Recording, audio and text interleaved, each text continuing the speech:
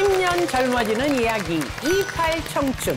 현대 의학 기술의 발전에도 불구하고 약 4,000년 전 시작되어 아직까지 인류가 정복하지 못한 질환이 있다고 하는데요. 어떤 질환인지 한번 맞춰보시겠습니까? 정답. 치매요. 네. 치매. 치매는 한번 진행되면 완치는 없다고 하더라고요. 네. 의외로 감기 아닐까요? 감기는 증상을 완화시켜주는 거지 치료약은 없다고 들은 것 같아요. 이 두 분의 답 중에 과연 정답이 있을까요? 네, 정답은 바로 암입니다. 네. 이 암은 현대의학으로도 인류가 아직 완전히 정복하지 못한 최악의 난치병이자 매년 한국인 사망 원인 1위를 차지하는 공포의 질환인데요. 세계보건기구 WHO에 따르면요. 2022년 한 해 동안 전 세계에서 약 2천만 명의 새로운 암 환자가 발생했고요. 970만 명이 암으로 인해 사망한 것으로 추정된다고 합니다. 자, 그렇다면 제가 질문 하나 드릴게요. 암은 대체 언제부터 우리를 이렇게까지 괴롭히기 시작했을까요?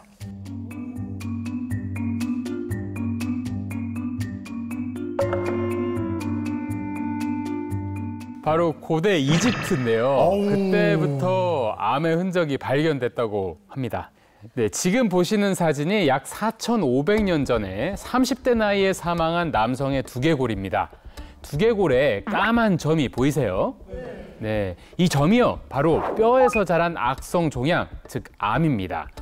또 까맣고 큰 악성 종양 주변에 또 칼로 긁은 듯한 이런 자국이 보이세요? 네. 네, 이거는요, 머리에 생긴 암을 제거하기 위해서 고대 이집트 의사들이 외과적 수술을 시도한 것을 보여주는 흔적이라고 합니다. 고대 이집트에 암이 있다는 것도 신기한데 수술을 하려고 했다는 것 자체가 더 놀랍네요. 네. 오늘은 인류가 정복하지 못한 최악의 난치병, 암에 대해서 이야기를 해보려고 하는데요. 지금도 암과 기나긴 싸움을 하며 힘든 시간을 보내고 계신 분이 있다고 합니다. 아우, 시골 풍경 좋습니다. 안녕하세요. 55세 전계연입니다. 저는 6년 전에 호주에서 살다가 고향에 내려와서 건강한 자연 음식 먹으면서 행복하게 살고 있습니다. 와, 텃밭에서 이렇게 다 기르시네. 신선한 채소를 잡수시고. 그런 게 좋죠, 시골 생활은. 그런데 시골에는 왜 오시게 된 걸까요? 사실 제가 이제 고향으로 올 때는 죽음을 준비하러 온 거예요. 어느 날 이제 거기에서 화장실 가가지고 변을 봤는데 그 변이면 끊어져야 되는데 안 끊어지는 거야. 그래갖고 손으로 잡아 당기니까 뭐가 쑥 나오더라고요. 난 진짜 창자가 나오는 줄 알았어. 이게 뭐지? 그러고서 이제 그 뒤부터 혈변을 보기 시작해서 막 무서울 정도로 혈변을 봐서 대장 검사를 하니까 그 직장암이라고 하더라고요. 아유, 갑자기 직장암 진단이라니까 이거 얼마나 놀라셨을까요? 아유, 청천벽력 같은 소식에 우리 가족들도 많이 놀라셨을 것 같아요. 항암을 20번, 방사선도 20번을 했어요. 근데 정기검사 3개월 있다 갔더니 혈변도 없어지고 정상이에요 이러는 거예요. 그래서 너무 기뻤죠. 모든 가족들이 다 축하하고 기뻐했죠. 죽지 말고 다시 열심히 살아보자 이렇게 다짐을 했습니다. 아유, 뭐 항암 치료 이겨내고 좋아지셨으니까 정말 다행이죠. 네. 아니, 언제 왔어? 오빠. 괜찮지? 싱싱하고 너무 좋다, 오빠. 오빠는 좀 어때, 요즘? 오빠도 아팠었잖아. 요즘엔 많이 좋지. 너는 어떠니? 재발됐다고 얘기 들은 것 같아.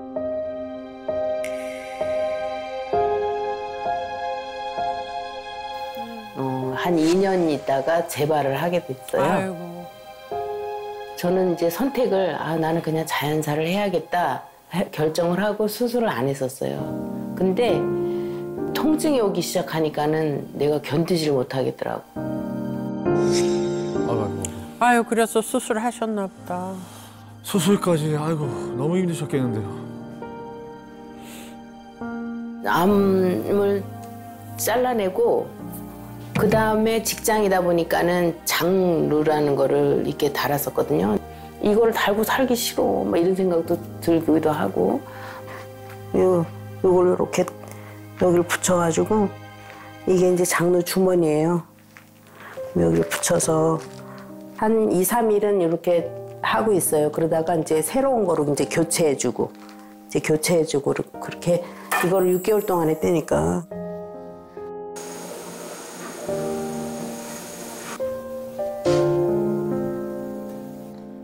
이거 좀 챙겨야 되겠다. 뭘 챙기시는 걸까요? 기저귀 챙겨요.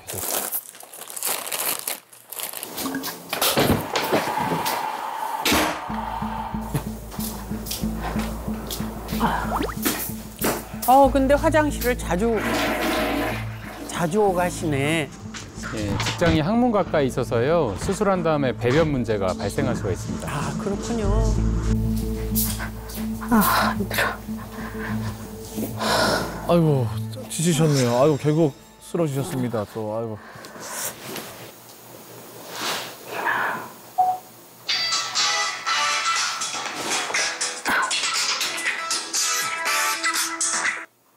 여보.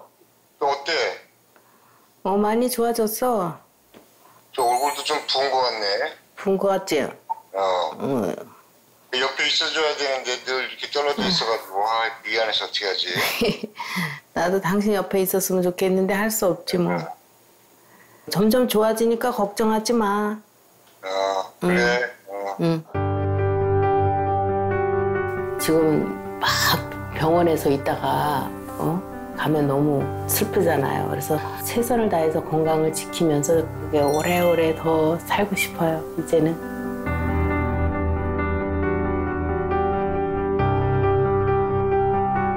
집에서 화장실 가시는 것도 그렇고 많이 힘들어 보이시더라고요. 어떻게 오늘 스튜디오는 잘 오셨는지 걱정이 되는데 전계현 씨 나와주셨나요? 어디 계신가요? 손 한번 들어봐 주세요.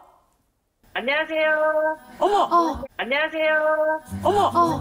안녕하세요. 오늘 영상통화구나. 아유, 아니, 몸이 갑자기 안 좋아져서 영상으로 인사드리게 됐습니다. 안녕하세요.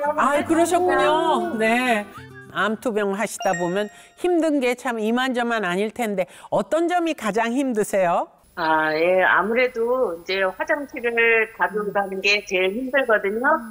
근데 한 번은 그 1시간 거리에 사는 그 오빠 집에 이제 놀러 갔다가 갑자기 화장실이 막 가고 싶은 거예요. 근데 찾을 수가 없어가지고 그냥 결국은 그냥 배변을 해버렸거든요. 근데 이제 다행히 그때 이제 기저귀를 하고 있어가지고 괜찮았지만은 그래도 내가 이렇게 살아야 되나 하는 그런 생각이 들더라고요. 원래도 이럴 때 옆에 남편분이 계셔야 되는데 보니까 따로 지내시는 것 같더라고요. 네. 남편이 사실 중장비 운전 일을 하거든요. 네. 지방에 출장을 자주 가는 편이에요. 예, 그래서 떨어져 지내는 편이 좀 많아요. 사실 수술하고 나서 제가 힘든 모습을 남편한테 보이고 싶지 않더라고요. 뭐 아픈 모습, 특히 이제 기저귀 바르고 이런 모습 정말 보여주기 싫더라고요. 그래서 이제 차라리 남편하고 떨어져 지내는 게 사실은 마음이 편해요.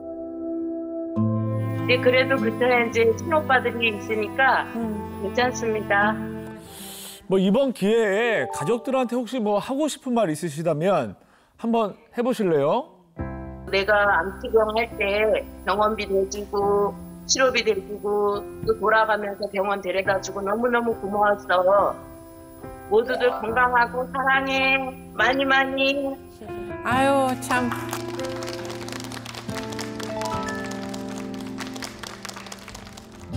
사실 암은 정말 듣기만 해도 너무 두렵잖아요.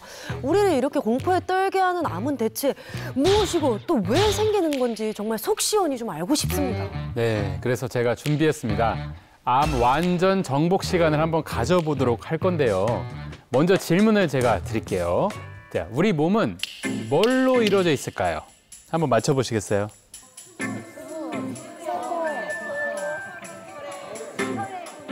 오늘 똑똑하신 분들이 많이 오셨네. 어휴. 네, 근데 정답은 조금 비껴갔는데 정답은 세포입니다. 네, 네. 우리 몸의 이제 모든 조직, 뭐 기관 이런 것들은 다 세포로 구성돼 있는데요. 이 세포들이 기능을 다 하면은 죽어요. 사멸하는데 또 새로 만들어지고 죽고 만들어지고 하면서 우리 몸이 유지가 되고 있는 거거든요. 이때 이 죽은 세포, 사멸한 세포에 이상이 생기거나 사멸한 것보다 더 많은 수의 세포가 만들어지면 어떻게 될까요? 이 세포가 죽지 않고 과다하게 증식하면 바로 암이 됩니다. 설명만으로는 이해하기가 좀 어려우실 수가 있는데요. 여기 있는 이 액체를 정상세포라고 가정해 보겠습니다. 그런데 우리 몸에 돌연변이 세포가 생겨서 정상세포를 공격하면 어떻게 될까요? 제가 한번 해보겠습니다.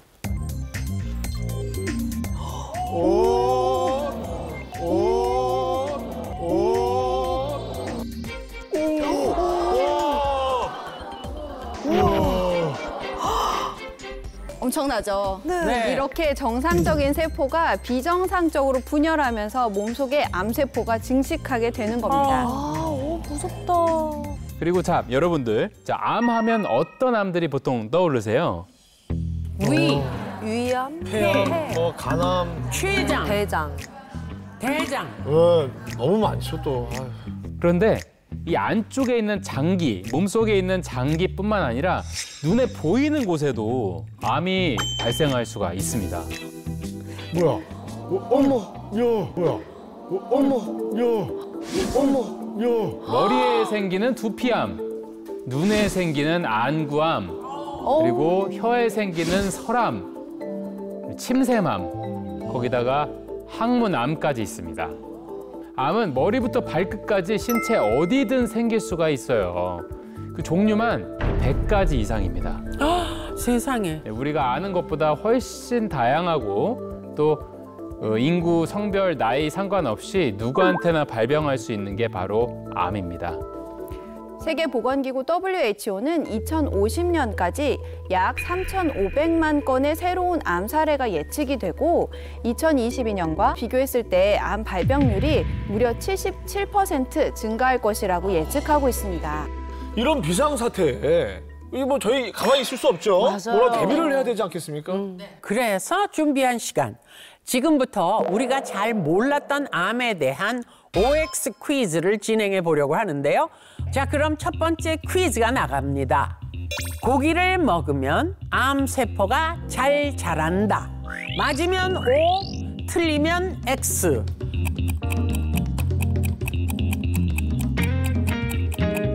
들어주세요. 하나, 둘, 셋. 암에 걸린다. O가 많아요. 이유를 좀 들어보겠습니다. 고기를 먹으면 산성식품이라 가지고 안 좋다고 그랬어요. 그래서 알칼리 식품이 야채나 뭐 그런 신선한 과일이 좋다고 해서 저는 O를 들었습니다. 네, 네. 정답은요.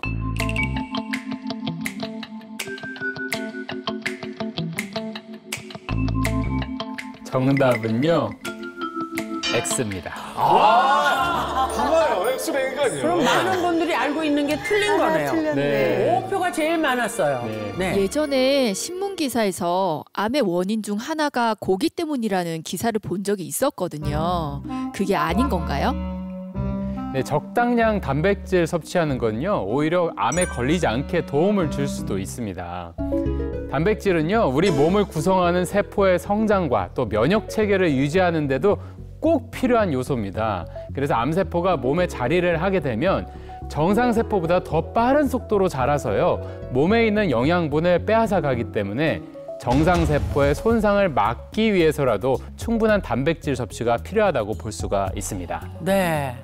자, 궁금한 게 있는데 제가 얼마 전에 면역력이 떨어져서 대상포진에 걸렸거든요. 이러다가 나중에 암까지 오는 건 아닌가 무섭고 걱정되는데 내 면역 상태가 어떤지 확인하는 방법이 있을까요? 네, 있습니다. 바로 NK세포라고 하는 것의 활성도를 확인하는 방법이 있는데요. 아니, NK세포라는 말은 들어본 분들이 좀 많을 것 같은데 이 면역력 수치를 나타내는지는 진짜 몰랐습니다. 네, NK세포의 전체 풀네임은요. 내처럴 킬러셀, 그러니까 한마디로 자연 살상세포입니다. 와, 이름은 무섭네요. 네, 이름 무시무시하죠. 예, 우리 몸의 암세포나 바이러스에 감염된 세포를요. 최전방에서 감지를 하고 또 킬러처럼 죽일 수 있는 최전방 면역세포를 말합니다. 자, 이 영상에 보이는 큰 세포가요. 암세포, 그리고 작은 세포가 NK세포입니다. 이제 NK세포가 암세포를 발견하면 그대로 달라붙어서 단백질의 일종인 퍼포린이라고 하는 물질을 분비를 합니다. 퍼포린이라는 물질이 구멍을 낸다는 뜻이에요. 구멍을 내고 암세포 속에 침투를 해서 그랜자임이라고 하는 효소를 주입을 시킵니다. 그래서 암세포를 녹여서 사멸을 시킵니다. 이렇게 NK세포는 우리 몸의 선천 면역세포로 세균이나 바이러스 등 이물질이 침투했을 때 1차적인 방어를 담당하고요. 암세포에 대한 감시 기능도 가지고 있는데요. 이 때문에 NK세포의 활성도 검사를 통해서 우리 몸속의 면역력이 얼마나 높은지 대략적으로 확인해 볼 수가 있는 거죠. 궁금한 게 있는데요. 우리 몸의 면역력이 점점 떨어지는 이유는 뭔가요? 이 면역력이 떨어지는 이유, 바로 활성산소 때문입니다. 활성산소요? 아니, 산소는 우리 몸에 필요한 거 아닙니까? 네, 산소는 우리 몸에 필요한 게 맞죠. 하지만 활성산소는 한마디로 유해산소라고 생각하시면 돼요. 네, 호흡을 통해서 들어온 산소가 혈관을 통해서 구석구석으로 전달이 되는데요. 그 다음에 에너지 대사에 사용이 되겠죠? 산소를 쓰고 남은 찌꺼기, 이게 바로 활성산소입니다. 예를 들어서 자동차로 치면 연료를 사용하고 나오는 배기가스라고 할 수가 있는데요. 물론 이런 산화 과정은 필요하지만 과도하게 활성산소가 배출될 경우, 심각할 경우는 암까지도 유발을 할 수가 있습니다. 때문에 인류 질병의 90%가 활성산소 때문이다라는 말까지 나오고 있습니다. 아, 그러면 이 활성산소가 우리 몸에 쌓이는 이유는 대체 뭔가요? 네, 이 활성산소가 차의 배기가스와 비슷한 거라고 말씀드렸잖아요. 차를 새로 샀을 때는 우리 어때요? 배기가스가 잘 나오고 잘 움직이죠. 하지만 연식이 지날수록 하나, 둘 고장도 나게 되는 것처럼 사람도 나이가 들수록 이 활성산소의 처리가 어려워집니다.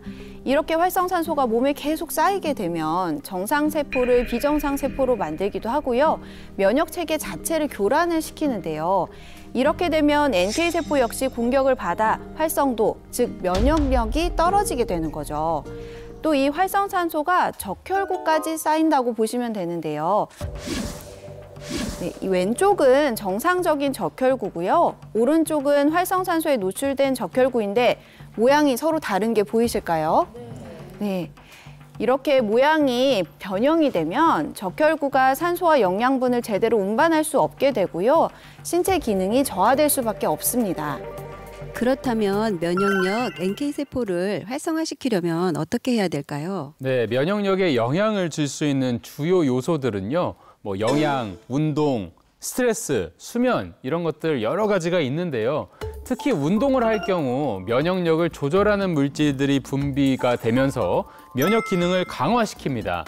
또 스트레스 관리와 충분한 수면을 하시는 게 역시 면역력 개선을 위해서 아주 중요하다고 볼 수가 있습니다. 저는 암 예방을 위해 비타민C를 꾸준히 먹고 있거든요. 비타민C가 면역력을 높이는 데 도움이 될까요? 네, 비타민C는요. 우리 몸의 세포를 보호하는 항산화 작용을 하고 또 면역 체계를 강화하는 데도 도움을 줄 수가 있어요. 또 염증을 줄이고 또 세포 손상을 예방을 하고요. 다양한 면역 질환과 암을 예방하는 데 도움을 줄 수도 있습니다.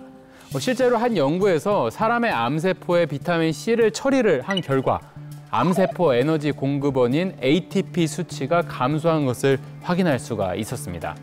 이 결과로요, 비타민C가 에너지 대사를 억제해서 암세포 사멸에 도움이 될 수가 있는 거죠. 또 이 비타민 C가 NK 세포의 활성도를 높여서 암 예방에 도움이 된다는 연구 결과도 있는데요. 실제로 독성 물질로 NK 세포 활성도가 저하된 사람에게 비타민 C를 투여했더니 NK 세포 활성도가 최대 10배 상승했다고 합니다. 저는 평소 과일이랑 채소를 정말 많이 먹거든요. 그럼 비타민 C는 충분히 먹고 있는 거 아닐까요? 비타민 C가 풍부한 채소 과일은 조리 과정에서 열에 의해서 많이 파괴가 됩니다. 그뿐만 아니라 비타민 C는 수용성 물질이기 때문에 아무리 먹어도 잘 흡수가 안 되고 또 소변이나 땀으로 배출이 많이 됩니다. 이렇게 몸에 흡수되는 것보다 배출되는 양이 많다 보니 실제로 우리나라 성인 10명 중 7명, 75.8%가 비타민 C가 부족하다고 합니다. 와. 저는 따로 과일이나 채소를 챙겨 먹을 시간이 없어서 비타민 C를 챙겨 먹고 있었거든요. 네, 진아유 씨처럼 비타민 C를 챙겨 먹는 분들 역시 많죠. 그런데 흡수율이 얼마나 되는지 모르고 드시는 분들이 많은데요. 여기서 제가 질문을 하나 드리겠습니다. 일반적인 비타민 C의 흡수율은 얼마나 될까요?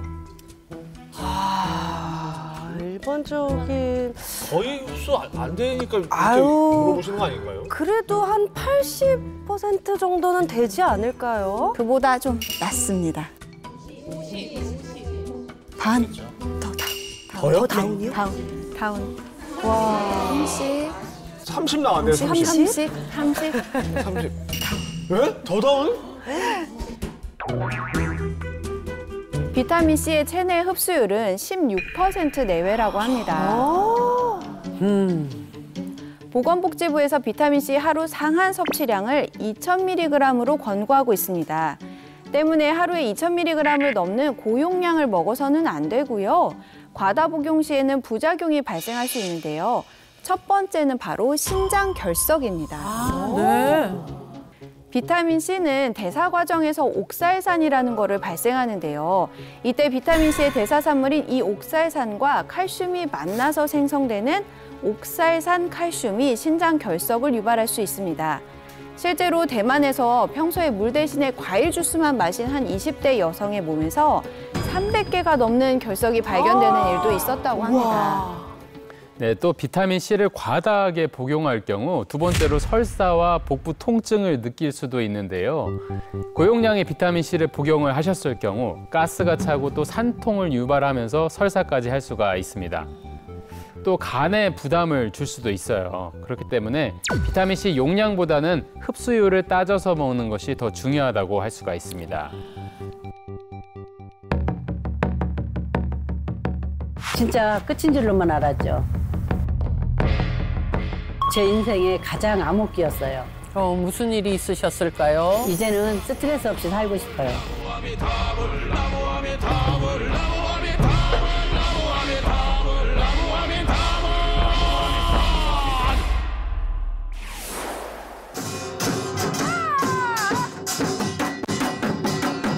와, 보기만 해도 활력이 넘쳐 보이세요. 안녕하세요. 나물놀이 강사를 하고 있는 63세 장연순이라고 합니다. 이 스트레스도 오다가 그냥 가겠네요, 그죠? 몸이 좋아지고 이제 활기가 생기니까 자꾸 하게 되더라고요. 와, 좋다. 5년 열심히 연습을 해가지고 이제 자격증을 땄어요. 와, 자격증까지 열정이 정말 대단하신데요. 그렇죠.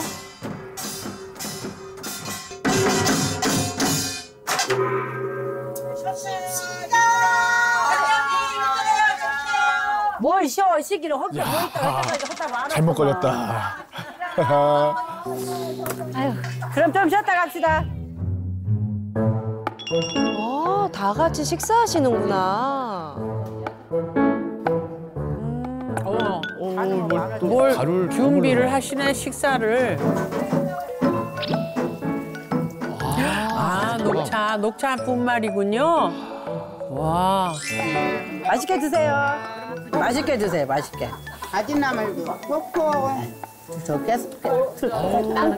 저렇게 열심히 하시고 식사하시면 꿀맛이겠네요. 많이 나셨나? 많이 음식을 이렇게 골고루 다 챙겨 먹어. 많이 나왔으니까 이렇게 잘 먹지. 어느 날 갑자기 이제 뭐 먹으면 뭐 신물 올라오고 이제 속 쓰리고 아프기 시작한 거야. 그래서 왜 그러죠? 병원 갔더니 위염이라고 그러더라고요. 위염이래 처음에. 그래서 약을 먹었는데 한 몇 개월 먹었는데도 안 낫는 거예요. 그 조직검사 결과가 나오는 거를 기다려서 보니까 위암 초기 2기인데 수술을 해야 된다고 그러더라고. 식도랑 가까이 붙어 있어가지고 거의 8, 90%는 잘라냈다고 의사 선생님이 그렇게 말씀하시더라고요. 그러니까 한 2년을 못 먹은 거예요. 처음에는 미움만 물 있잖아, 물. 쌀 삶아서. 그 다음에는 이제 조금 된죽.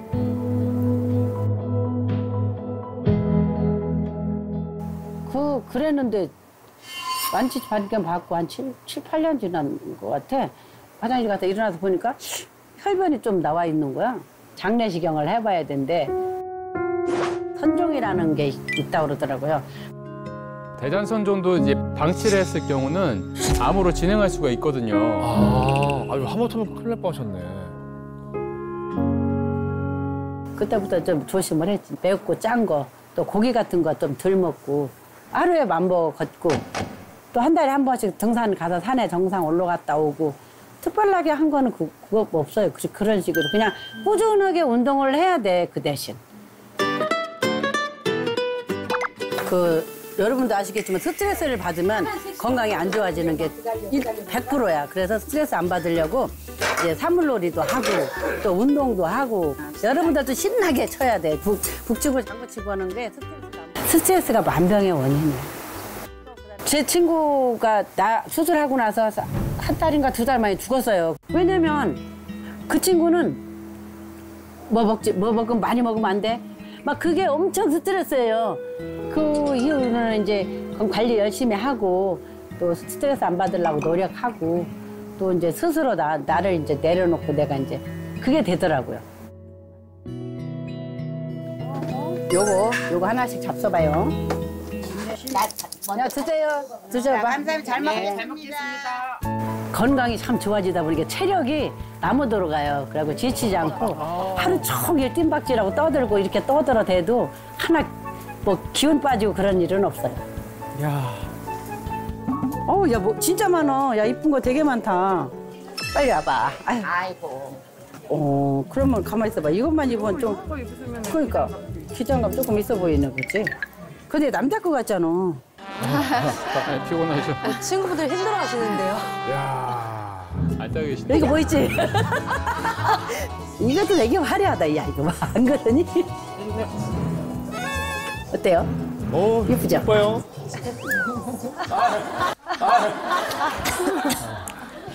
아우, 좋다. 친구분이 신난다. 스트레스를 받는 것 같아요, 지금. 지치셨어요. 가자. 어머나. 피곤하셔. 꾸미는 걸 제가 참 좋아해서 톤도 꾸미고 싶더라고. 그래서 네일 아트를 이제 친구랑 둘이 가자고 꼬드겨가지고. 일대 후반에 시작했어요.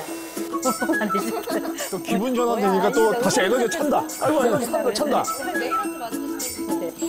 아, 그렇군요. 아이고. 딸내미가.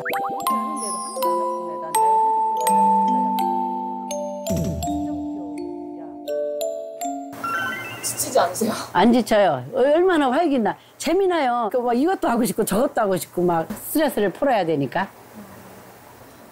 1, 2, 3 o'clock, 4 o'clock, rock. 5, 6, 7 o'clock, 8 o'clock, rock. 아침부터 운동을 해서 몸을 풀어놔야 하루 종일 돌아다닐 때 힘이 나요. 하루가 너무 짧아서 아침에 눈 뜨면 벌써 밤인 것 같아가지고 아쉬운 날이 되게 많아요.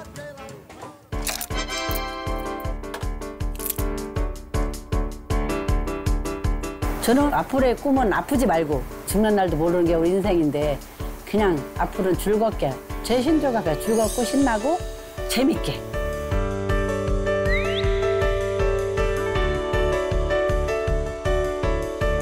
뭐 사물놀이부터 쇼핑에 네일 아트까지 뭐 네. 하루를 저보다 더 바쁘게 보내시는 것 같아요. 맞아요. 저는 이제 사실 영상 보면서 어디 계신지 슬쩍 이렇게 찾아봤는데 네. 저는 바로 찾았습니다.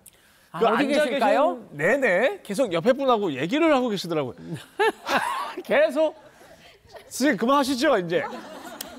딱 이분이셔요. 예. 안녕하세요. 위암 겪은 후 제 인생을 살고 있는 63세 장현순입니다.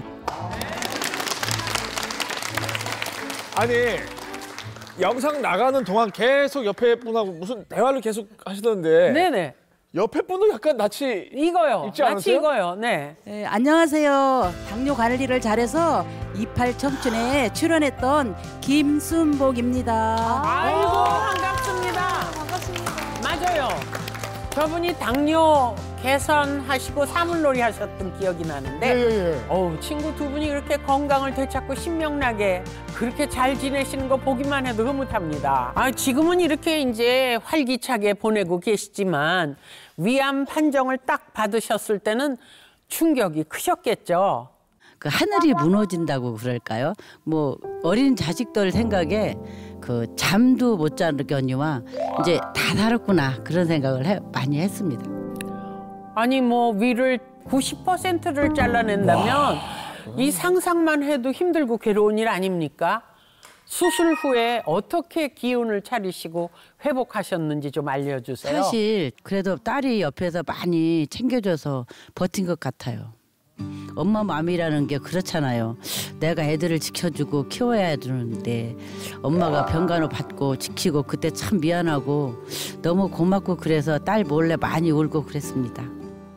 아유 그래도 지금 이렇게 건강한 엄마 모습을 따님이 뵌다면 얼마나 기뻐하실지. 지금도 사위랑 둘이 얼마나 잔소리하나 몰라요. 엄마 무리하면 안 돼요. 집에서 쉬어라 그러고 하는데 저는 오히려 집에만 있으면 스트레스를 더 받게 되더라고요. 지금처럼 이렇게 바쁘게 사는 게 저는 너무 좋고 즐겁습니다. 사실 암은 일상생활 속 관리가 정말 중요하잖아요. 그래서 제가 영상을 집중해서 봤는데 밥을 지을 때 녹찬물을 넣으시더라고요. 네, 잘하고 계신 건데요. 밥을 지을 때 생수 대신에 녹찬물을 넣으면 항산화 성분인 이 폴리페놀이 풍부해지는데요. 이 성분은 아까 말씀드린 암세포의 원인이 되는 활성산소를 제거를 해서요. 암세포 발생을 억제하는 데 도움을 줄 수가 있습니다. 실제로 한국식품영양과학지에 따르면 밥을 지을 때 녹찬물을 넣었더니 항산화 성분인 폴리페놀 함량이 생수로 밥을 지었을 때보다 높게 나타났다고 합니다. 아까 보니까 비타민C를 챙겨 드시더라고요. 비타민C도 잘 골라서 먹어야 한다고 들었는데 어떤 걸 드시는지 좀 알려주세요. 저는 딸이 챙겨줘서 비타민C를 먹기 시작했는데 딸이 몸에 흡수가 잘 된다면서 리포존 비타민C를 먹으라고 하더라고요. 그래서 이후로 꾸준히 챙겨 먹고 있어요. 저는 리포존 비타민C라는 걸 처음 들었는데 그게 뭔가요? 자, 일단 리포점 제형 기술이 있어요. 그 기술에 대해서 좀 설명을 드려야 될 것 같습니다. 이 리포점은요, 약물을 전달하는 기술 중에 하나예요. 자, 제2차 세계대전 당시 화상 입은 병사들을 치료하기 위해서 개발한 기술입니다. 미세한 나노캡슐에 성분을 넣어서 피부 진피층까지 영양 성분을 전달하는 시스템인데요. 병원에서 피부 재생에 많이 사용했다고 합니다. 그 기술을 비타민C의 흡수율을 높이기 위해서 적용한 건데요. 일반 비타민C보다 최대 혈중 농도를 4배에서 6배 높인 비타민입니다. 좀 더 이해하기 쉽게 제가 여기 있는 모형으로 설명을 해드릴 건데요. 이 겉을 둘러싼 요거를 이중 인지질 구조를 이루고 있는 리포좀입니다. 우리 세포와 유사한 구조를 지니고 있는데요. 주황색 이 동그라미를 비타민C라고 생각하시면 되는데요. 이렇게 세포막과 유사한 구조의 인지질로 비타민C를 감싼 게 바로 리포존 비타민C입니다. 그런데 리포존 비타민C는 세포막 안으로 어떻게 들어가는 건가요? 우리가 어딘가 몰래 어디에 들어가려면 어떻게 해야 될까요? 변장, 위장을 해야 되겠죠. 이 세포막은 기름에 녹는 친유성, 비타민C는 물에 녹는 친수성으로 성질이 다르다 보니까 이 안에 있는 비타민C가 세포막으로 들어가지 못하고 튕겨내는데요. 그래서 친수성 비타민C를 세포막과 같은 친유성으로 위장을 시켜서 리포존 비타민C의 주요 성분들이 무사히 장까지 도달할 수 있게 하는 거죠. 한마디로 리포좀 제형 기술은요. 세포막과 유사한 구조를 갖게 해서 영양소를 위장시킨 것을 말하는데요. 리포좀으로 위장을 했으니까 체내에서 세포로 인식을 하겠죠? 그래서 세포 깊숙이 침투가 가능해지고 또 흡수에 도움을 줍니다. 네, 리포좀 비타민C의 흡수율에 대해서 여러분들이 이해하시기 쉽게 모형을 한번 준비를 해봤습니다. 깔때기에 담긴 이 코인 티슈들, 이것들을 우리 몸의 세포라고 가정을 해봅시다. 왼쪽 비커에 담긴 액체를 일반 비타민C, 또 오른쪽에 담긴 액체를 리포좀 비타민C라고 가정을 해보겠습니다. 일반 비타민C를 섭취할 경우 잘 보세요. 자, 비타민C가 제대로 흡수되지 못하고 빠져나가는 게 보이시죠? 자, 그렇다면 리포좀 비타민C는 어떨까요? 한번 보시죠.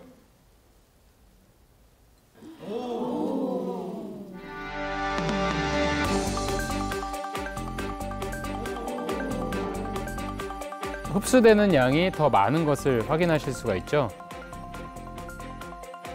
이렇게 차이가 나는 이유는 일반 비타민C의 경우 물에 잘 녹는 수용성이라 섭취하게 되면 땀이나 소변을 통해서 몸 밖으로 배출되기가 쉬운데요. 여기에 하나 더, 소화기관에서 위산, 담즙산, 소화효소들이 영양소를 파괴를 시켜서 몸에 흡수되는 양이 더 줄어들게 되는 거죠.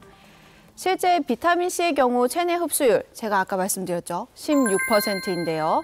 그렇다면 리포좀 비타민C의 경우 흡수율이 얼마나 될까요? 이렇게 물어보시는 거 보니까 흡수가 이제 더 잘 된다는 말씀이신 것 같은데 유추를 해보면 일반 비타민C의 이제 2배 정도 해가지고 더 이상은 못 씁니다.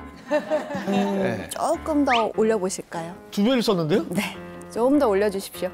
얼마 더 쓸까요? 40, 50, 60. 좀 다양하게 말씀해 주셨는데요. 리포좀 비타민C의 체내 흡수율은 바로 93%입니다. 야, 대단하네요. 네.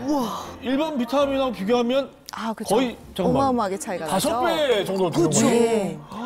네, 리포좀 비타민C는요. 체내 흡수율을 약 4배에서 6배 높인 신소재 비타민입니다. 유럽, 미국에서도 이 리포점 비타민을 섭취하는 분들이 많다고 하는데요. 또 리포점 공법은요, 비타민뿐만 아니라 다양한 식품 산업, 의학 산업에도 널리 사용되고 있다는데요. 항암제에도 이 리포점 공법이 사용되고 있다고 합니다. 이 몸의 흡수가 잘 되는 리포점 공법을 활용한 비타민C라 도움이 많이 되겠는데요. 근데 저는 비타민C를 먹으면 속이 울렁거리더라고요. 혹시 비타민C를 드시다가 이렇게 속 쓰린 적은 없으셨어요? 저는 공복에 먹어도 속이 쓰리거나 한 적은 없었던 것 같아요. 저도 가끔 아침 공복에 비타민C를 먹으면 막 속이 쓰리던데 리포좀 비타민C는 괜찮은 건가요? 비타민C를 먹고 속쓰림 호소하시는 분들이 많죠. 이거는요, 비타민C가 약산성을 띠고 있어서 섭취한 다음에 산성 성분이 위장을 자극하기 때문인데요. 하지만 리포점 비타민C는요, 이중 인지젤 구조라고 아까 말씀드렸죠. 그래서 우리 세포막하고 구조가 비슷합니다. 그래서 세포 친화적인 성분이라고 할 수가 있는데 위장관을 통과하는 동안에도 구조가 변하지 않아서 속쓰림 없이 세포 내로 흡수가 되고요. 또 위장 장애가 일어날 가능성이 적습니다. 자, 여기서 한번 화면을 봐주시겠어요? 자, 리포점 공법으로 만든 비타민C 현미경 사진입니다. 잘 보시면요, 동그란 인지젤 막이 비타민C를 감싸고 있는 것 보이시죠? 네. 비타민C를 둘러싼 인지젤 막이요, 위산과 소화 효소로부터 비타민C가 쉽게 분해되지 않도록 보호를 해주는 겁니다. 자, 그리고 실제 세포하고 비교를 해봤을 때도 모양과 구조가 비슷하죠. 그래서 세포에서 비타민C를 튕겨내지 않고 쉽게 받아들일 수가 있는 겁니다. 제가 리포좀 비타민C가 몸에 들어오면 어떻게 되는지 조금 더 이해하기 쉽게 모형을 준비해 봤는데요. 앞에 있는 유리관을 우리 몸의 위장관이라고 보고요. 왼쪽에 있는 솜사탕을 일반 비타민C, 오른쪽에 있는 각설탕을 리포좀 비타민C라고 가정해 보도록 하겠습니다. 먼저 일반 비타민C를 섭취하면 어떻게 될까요? 한번 보겠습니다. 보시면 바로 녹아버리죠. 네. 위산과 소화 요소로 인해 이렇게 분해가 되면서 위점막을 자극하고 속쓰림을 발생할 수가 있는데요. 그러면 리포존 비타민 C를 섭취할 경우에는 어떻게 될까요? 한번 볼게요.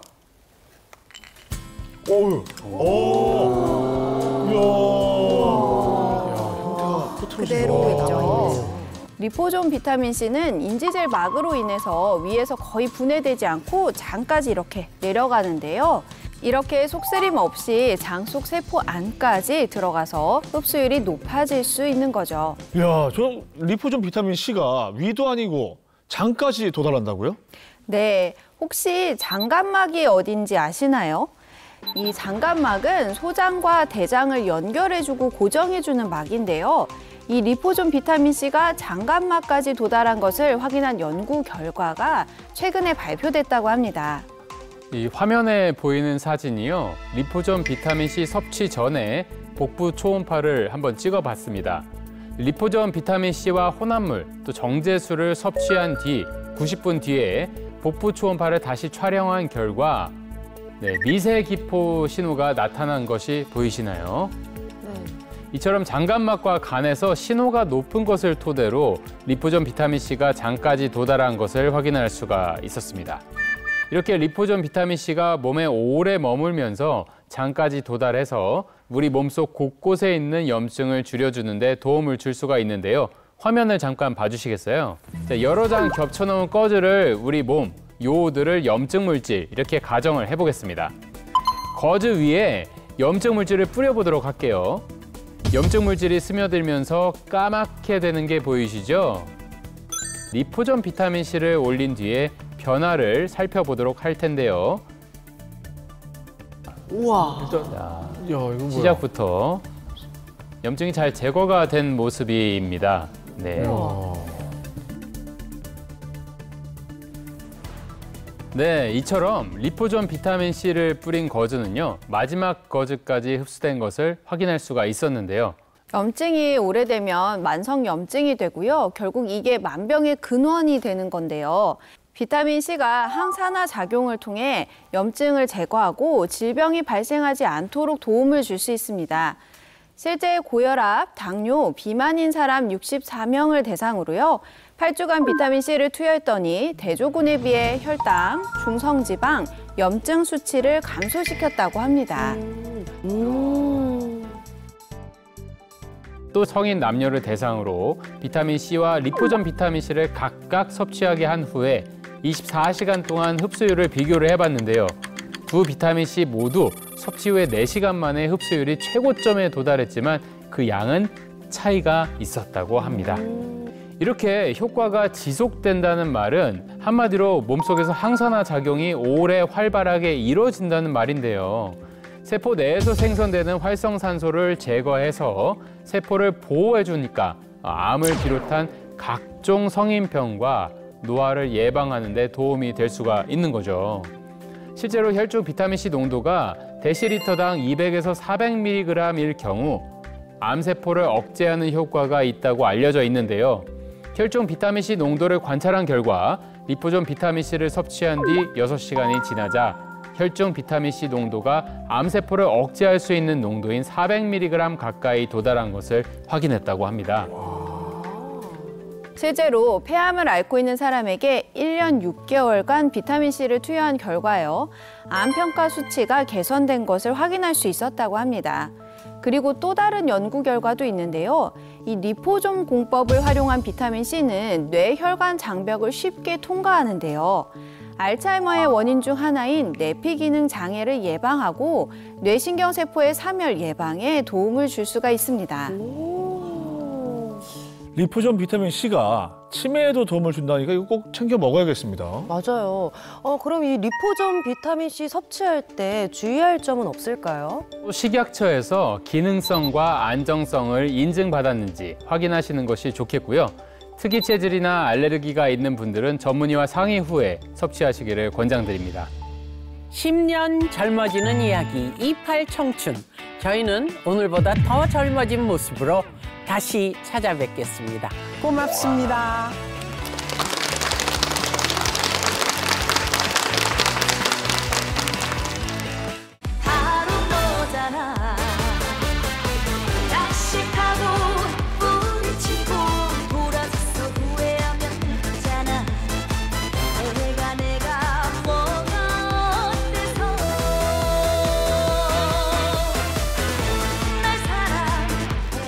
즐겨봐. 너의 세상. 플레이 더 넥스트. 채널 A.